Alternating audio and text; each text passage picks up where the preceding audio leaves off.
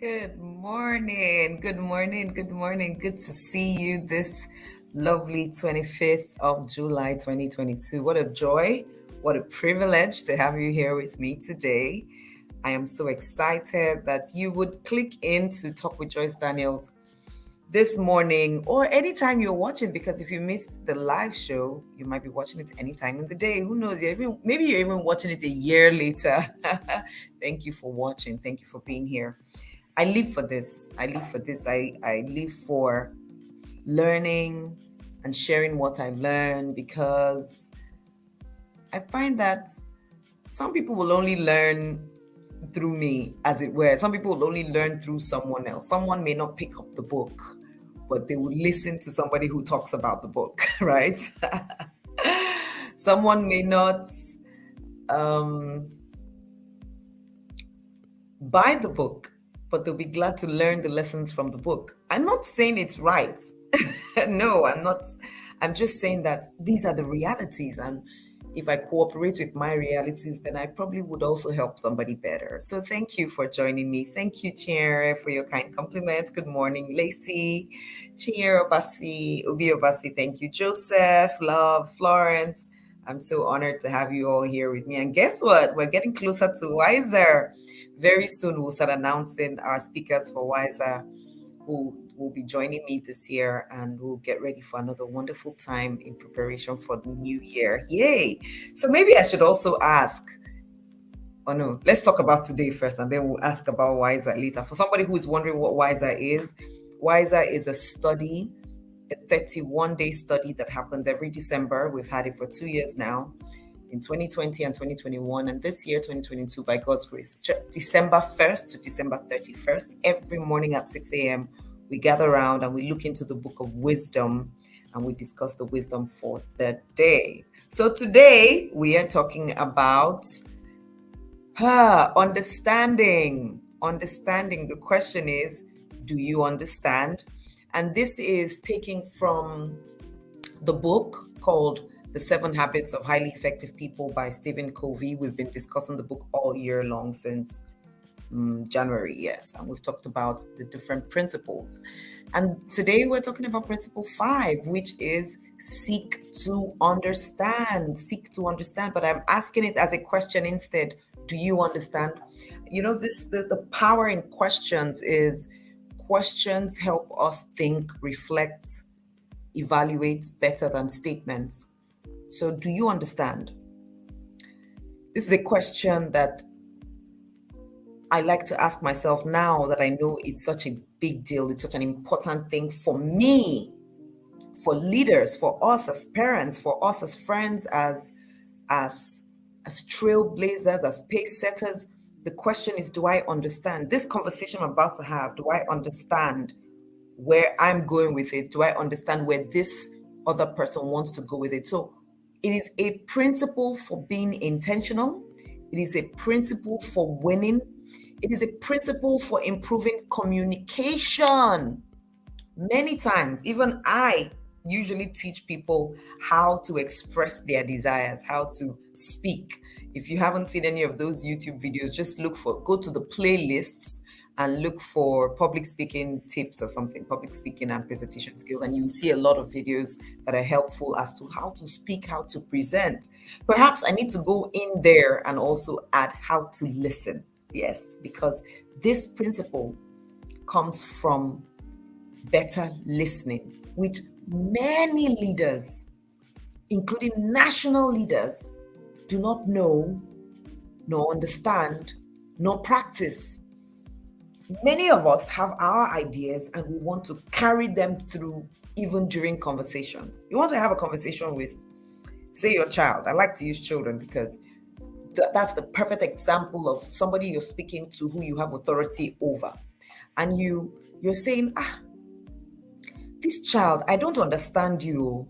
Anytime I give you instructions, you don't carry them out on time. This child, I don't understand you. Anytime I give you instructions, you don't carry them out on time. I won't take this nonsense from you. Hold on. I don't understand you. Yet, I am still the only one speaking. How do you understand someone who is not speaking to you? How do you understand someone who you may not be listening to? Many of us assume, myself inclusive, many of us assume that we know. Oh, is it because you're now 14? Is it because you're now 15 that you want to disobey me? What are we doing right there? Making assumptions that the child is being delinquent because we have heard about juvenile delinquency, that, in their teens, they tend to behave the way they like. In this brief conversation so far, I haven't heard the voice of the child being spoken to. Yet, the person speaking is the one saying, I don't understand. Do you relate with this?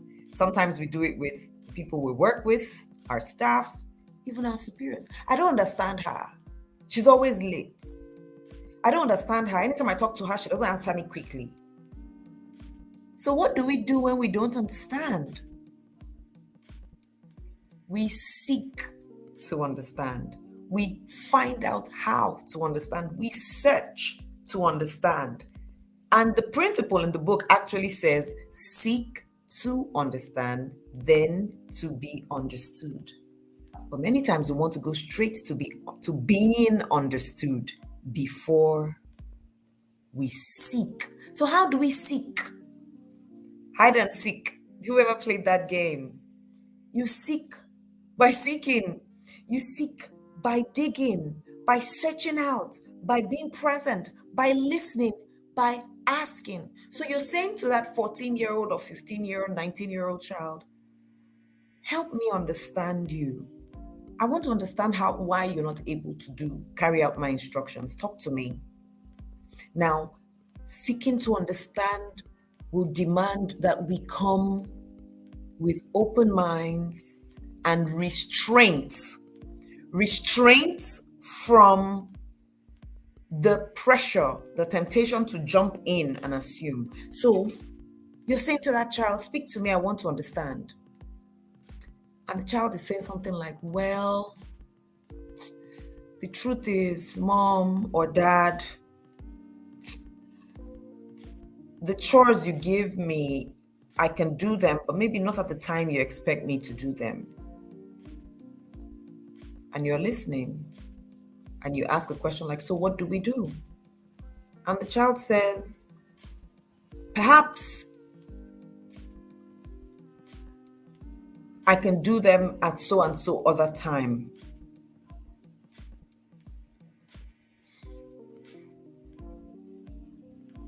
In seeking to understand, the next line of action will be to ask even more questions like, why do you think that time would work? What would happen if this, blah, blah, blah? You see, you're asking more questions to allow that child or that person communicate, speak up their mind, speak up about what is in their mind, speak up and speak out whilst we listen and take in. The temptation is that many times when they say things that we don't initially agree with, we cut them down immediately and say, no, wait, no, don't tell me about that, about doing that another time. No, I won't take that. Guess what? You're not seeking to understand. You're seeking to impose. You're seeking to insist. Are there times we need to insist on things? Yes. But how do we know what those times are if we're not open-minded enough to understand? Because that child might actually be making sense, but it's uncomfortable for us because we're not used to it. So in fact, we even start saying things like, hold on, look. In my time, I didn't argue with my parents. Guess what? You're not seeking to understand. No, Joyce, you're not seeking to understand at that time. My time, we didn't do that. Can you imagine? Well, it's my fault. We're the ones sending you to all these schools that are making us sit down and we should be talking about. So me, I'll give you instruction now, and you now be telling me when you want to carry out the instruction. Now, what for this world, though? This generation, what do you call yourself? Millennials, zillennials, Generation Z, Gen Z. You want to bring it into this house. I say wash plates. You tell me you want to wash the plates in the evening. Now, wow. You've not understood the depth yet. you're just struggling with the norm, with culture.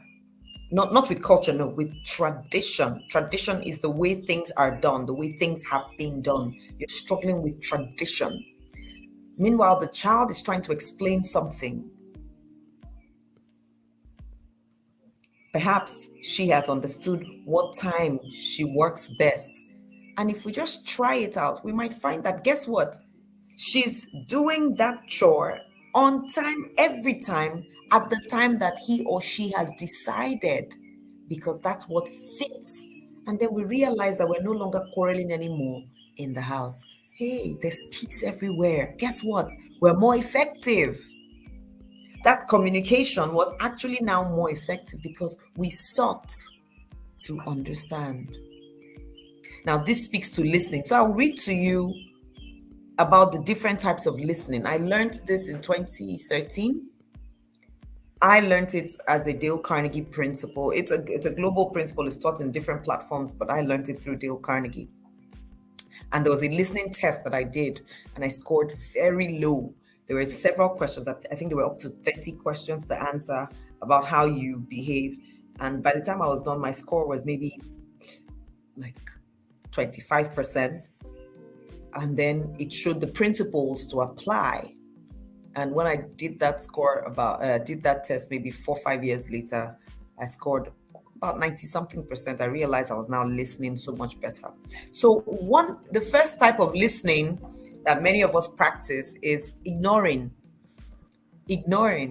where someone is speaking to you and you're actually ignoring them, even though you might be looking at them or looking in their direction, but you're ignoring them because possibly you don't like them, you don't like what they're saying, they're speaking to you at the wrong time.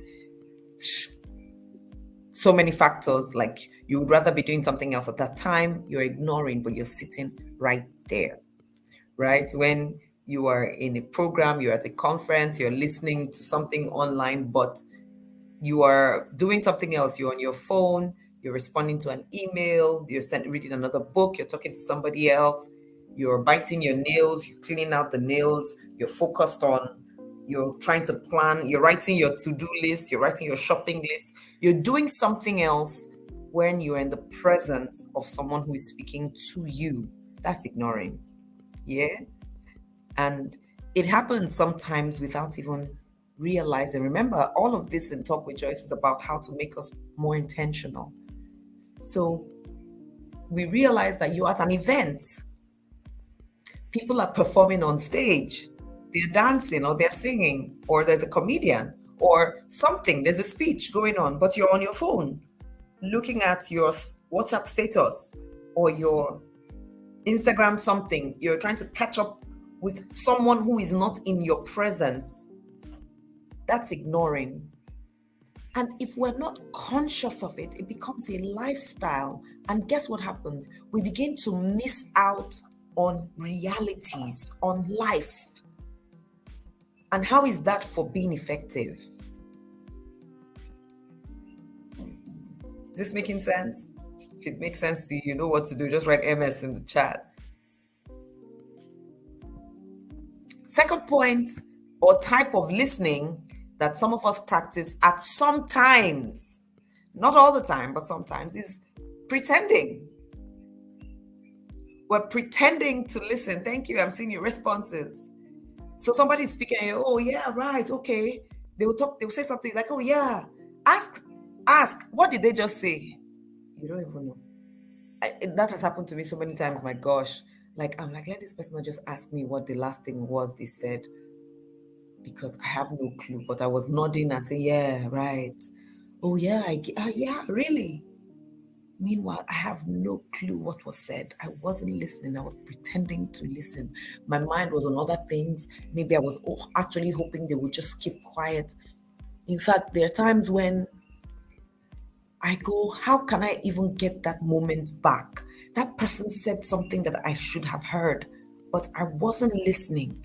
And when they're like, Joyce, so you get, I go, yeah. Wow, that isn't just lying. That's missing out in the moment. There would be a shortfall in my effectiveness if some of the information that was being passed across was for me to implement, and I was pretending to listen. Guess what? I'm going to make certain mistakes because I wasn't listening. And the person will say, but what's wrong with this girl? I just explained so many things to her and she went back and made the same mistake. This girl doesn't listen. You see, my effectiveness is now being questioned because I wasn't seeking to understand. I was seeking to look like I understood. There's a difference. If you don't understand, say, I'm sorry, I didn't hear the last few things you said. Can you repeat what you said? Oh, is this what you said? Okay, now I get it. How would you want me to? And they go, but I've just been speaking to you, and say, I'm sorry. My mind was all over the place. So I'm trying to understand you. So please take it over again. Now, many of us want to run away from looking ineffective and still end up being ineffective. We are ashamed to say we weren't listening. So we pretend to listen, and later we're like, oh my gosh, what did she say? Hey, anyway, let me do what I think she said. And then she wonders, what the hell is wrong with you, Joyce? Do you understand? The question is, out of this conversation I'm having right now, do I understand what is being said? And if the answer is no, then seek to understand before you leave this place, else you miss the moment and the opportunity to grow from that learning, and that might or will reduce our being effective. The next type of listening that some of us practice is selective listening, where we listen to only the pieces of what is being said that maybe appeals to us. So the person is speaking about the economy. And because I don't understand the economy, because I feel the economy is a bit too complex, I selectively listen to the part I want to hear. When they want to talk about price of petrol, like, hey, petrol concerns me. But when they're talking about arbitrage, when they're talking about, what do we call it now? Income taxes, they're talking about recession, shortfalls, budget deficits, trade deficits, we shut down because we don't know what those mean. Guess what?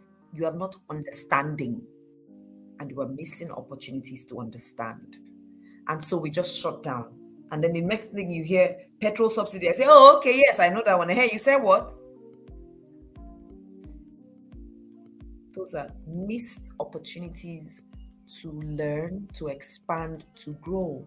But if you say to yourself, I want to understand this budget deficit matter, they keep throwing these big words over my head, and I usually just allow it pass without hitting me. But now I want to know, so what is budget deficit?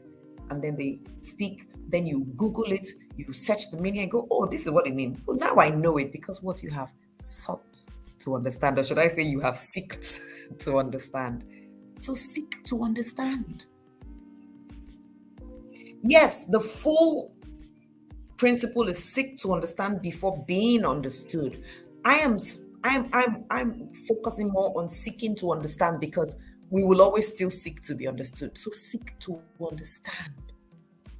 Understand what trade deficit is and how this affects you as a person. Hey, all these politicians, they've come again, they've started. That thing you just said, do you really understand it? Oh, all these people, they have just that thing you just said, do you really understand it? Or you're just speaking about the peripheral part of it? Do you understand? And if the answer is no, seek from today. There are many words being thrown around this election season, this period of issues going on in the economy that many of us have not understood because we just shy away from them, run away from them, and like, I beg you do. And I know you know what I'm talking about because I have been victim of same. I've done it several times, but now I am seeking to understand so that I can also even be more robust in my knowledge and understanding so that I can be more effective in planning in foresighting and forecasting and in leading, because it's the leader that has deeper understanding and deeper depth in several issues that can actually be more effective. So seek to understand. The next type of listening, of course, is active listening, which is where we want to get to. It's not the ultimate, it's just a step to being the ultimate. Active listening, which is where we are nodding, we are paying attention. That's active listening. So when the person is speaking, you are present. Oh, yes, I hear you. Okay. Sometimes we even ask questions and paraphrase what the person is saying. Now, this is different from when you're jumping in and finishing people's sentences. That's not active listening, that's interruption. And many times we don't even end their sentences right. I don't really do that anymore. It was part of that journey of wanting to become a better listener. I drastically swallowed the opportunities to finish people's sentences, to end what they're saying, because we think we understand. Remember, we don't always understand. And then many times we try to end somebody's sentence and we realize that we end it differently from how they're ending it. Keep quiet, seek to understand. Bite yourself, bite your tongue, but just listen to the end of what they're saying. Active listening. So that's when we might even be writing down what they're saying, taking notes. That's active.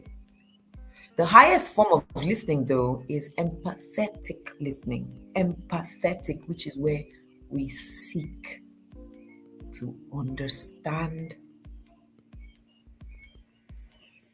the meaning behind what the person is saying, the emotion behind what they're saying. We want to understand why they're thinking what they're thinking, what they want out of this. This is now more than just being active. This is active with intention to understand. I can actively listen to you by nodding and writing what you said, but I didn't understand what you said or where you were coming from. I listened, but I didn't understand. Empathetic listening comes with the desire to understand.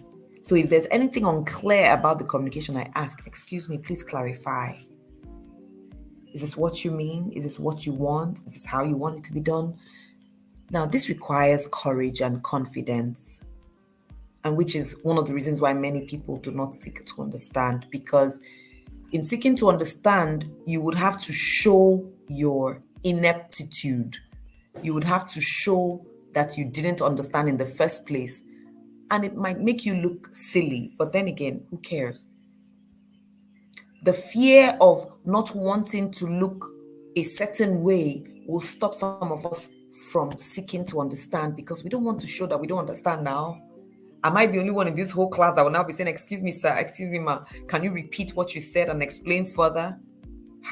I'm the oldest in this class. I'm supposed to be the most achieved. Why should I now be the one asking the question? Meanwhile, you leave that place without understanding.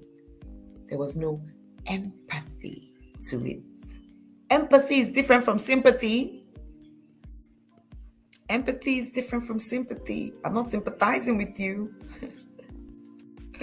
Let me even check what the Google says about the meaning of empathy. It says the ability to understand and share the feelings of another.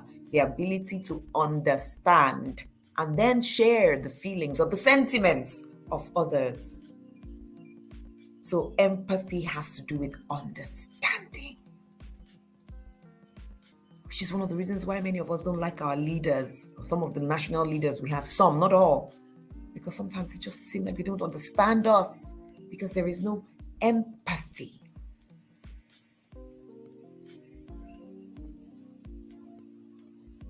So, question for us as we say goodbye this morning and get on with our day is, do you understand? Will you find the courage to ask for clarity so that you can increase your understanding?